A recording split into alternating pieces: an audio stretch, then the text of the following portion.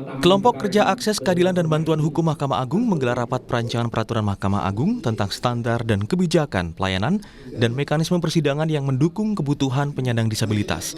Raker ini dipimpin langsung oleh Ketua Kamar Pembinaan Mahkamah Agung, Takdir Rahmadi. Pokja ini beranggotakan para hakim justisial dari seluruh Direktorat Jenderal Mahkamah Agung, para Ketua Pengadilan Tinggi Pertama dari Kamar Pidana, Perdata, Agama, dan Tata Usaha Negara.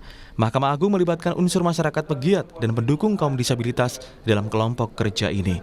Takdir mengungkapkan, rapat ini dilakukan untuk menyusun pedoman bagi lembaga pengadilan dalam mengadili penyandang disabilitas berhadapan dengan hukum.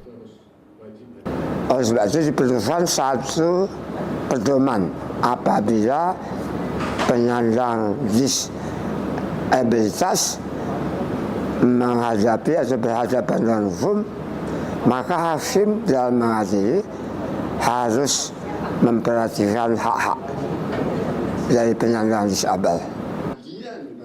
Dalam kesempatan yang sama, anggota Sentra Advokasi Perempuan, Difabel dan Anak, Nurul Saada Andriani mengapresiasi upaya Mahkamah Agung melibatkan lembaga swadaya masyarakat dalam menyusun rancangan perma disabilitas ini. Nurul mengungkapkan, dalam rapat Pokja ini, pihaknya mendorong hak-hak para penyandang disabilitas saat berhadapan dengan hukum, seperti hak mendapatkan akomodasi, hak sebagai subjek hukum, hak kecakapan hukum.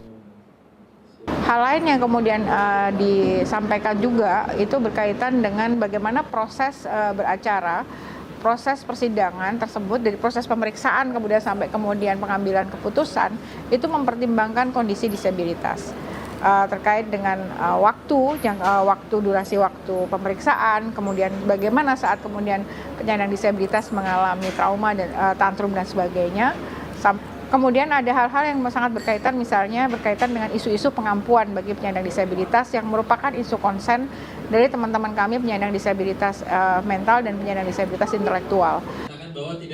Selain itu, Pokja Perma Disabilitas juga membahas isu utama para penyandang disabilitas seperti proses pengampunan, di mana proses pengampunan harus bertahap sehingga ada jaminan perlindungan berlapis bagi penyandang disabilitas.